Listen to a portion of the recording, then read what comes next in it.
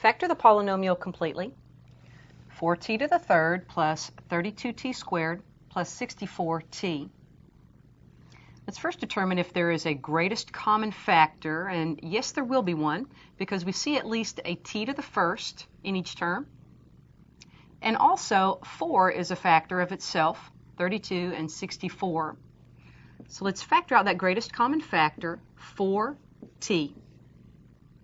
4t times t squared gives 4t to the third.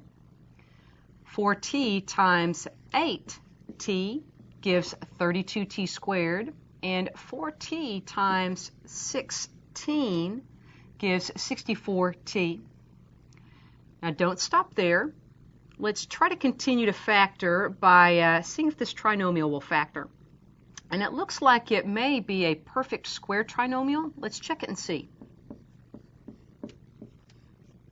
Our leading term is a perfect square. It comes from t itself squared. Our last term, 16, is a perfect square as well. That comes from 4 squared. And our middle term, 8t, is indeed 2 times t times 4. So this fits the perfect square trinomial form and factors as t plus 4 quantity squared.